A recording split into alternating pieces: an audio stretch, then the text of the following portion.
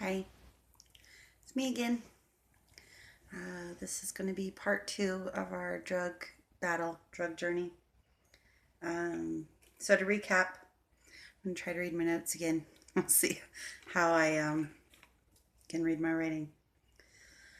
So to recap, in part one, Rue is 17 and we have been battling drugs for a few years. Meth for over a year.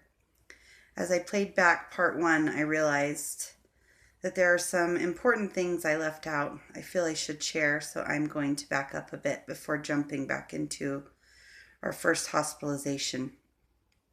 As a mother, parent, grandparent, sibling, family member of a drug addict, it's not easy to know what to do or even know if what you are doing is helping or hurting the situation. You try not to enable or aid them, but ultimately you do what you think is best for that moment.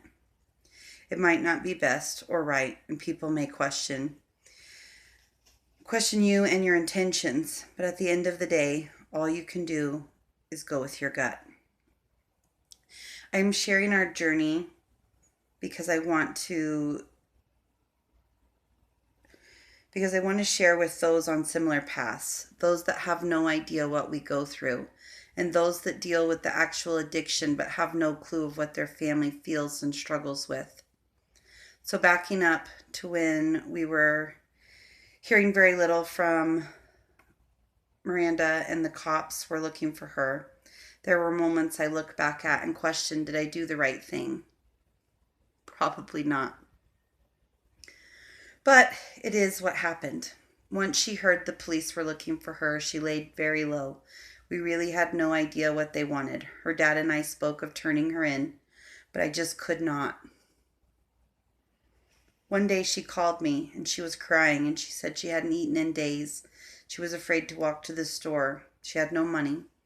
She messaged me pictures of her crying, and we then messaged back and forth about what she could do. I offered to buy her a pizza and have it delivered, but they did not deliver to that area. That should be your first clue. It's not a great area. I had the address. I could have called her in, but I didn't. Instead, I called Grandma and I asked if she could go and take her to a friend's that had some food for her. It's bad when you have to tell your mother when your daughter gets in her car to put all of her personal things under her seat or in the trunk, her wallet, her phone, her tablet, anything of value. But it is what you do when your child is no longer your child. She's a different person that looks like your baby, but she is a darker and more manipulative, lost version.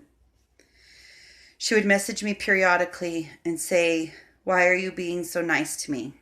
Why are you helping me?"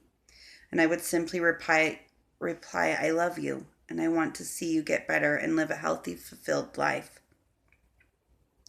I don't know why I feel the need to share that moment in time with you, but I guess because it shows we are all human, and when it comes to your loved ones, the decisions you make are not always wise or even smart. Moving back to where we left off in part one, in the 3 days time from when she called to when she went to the hospital, her dad and I also found out she was dating. And I say that because I don't even know what other term to use. A 32-year-old guy, for the lack of better words I would like to use. Though our sources and some, through our sources and some more good old Google research, we discovered he was a felon for attempted murder and a local drug dealer. This also explained why he dropped her off at the hospital as opposed to going in with her to ensure she was okay and safe. Now we are caught up from part one. The hospital placed Rue on all watch. I do not really recall what the term that they used was, but we're going to say it was a watch. She had a hospital aide or worker sitting in her room to ensure she could not run. The next day, as I headed to the airport, I had been on the telephone most of the morning with the staff. It was policy that patients that were on this type of hold could not use any outside luxuries. They took her phone away and she completely lost it. I was told she was screaming at the top of her lungs. She tried to run down the hall, locked herself in the bathroom, and was trying to break things. She just had a complete meltdown, and of course, she thought I was to blame. And while I did agree 100% that she should not be able to be in contact with this guy or anyone else of her druggy friends, it was not my decision. I did speak with her before boarding the plane, and I tried to calm her down, to no avail. I let the nurses and the staff know that I was boarding and they needed to do what they needed to do. I would be there within a few hours. Once I landed, I was told that they ended up having to give her something to calm her down. It seemed like the longest ride from Denver to Springs. Once I arrived, she cried. I cried. It was intense. I had to be very careful of where I hugged her and touched her, as they were still very sure she had MRSA. She was very tired, angry, and emotional, and when she spoke, it was all over the place. Grandiose, paranoid, angry, happy, just erratic. The abscesses were really bad. There were, in fact, 4. The drug test confirmed that she had meth in her system.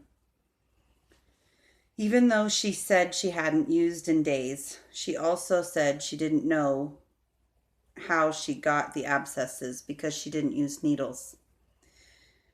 Once she was called out, she did admit to the needles, saying that she didn't use them herself, which, while you can't believe anything a drug addict says, especially when they are high or coming down, she had an abscess on her ass in the center of her lower back. In neither of those spots she would have been able to reach herself. The nurses said her track marks and scars on her hands and wrists were pretty extensive. I worked with the hospital to have the staff aware of who this guy was and his age, and that there was not to be any access to her. There's much more to that, but I'm not going to go into it for our own reasons. They put her on a very high dose of antibiotics, and she needed to shower 3 to 4 times a day so that the hot water would help the abscesses drain. As well as, while in the shower, a nurse would have to help her squeeze them and drain the pus and infection out.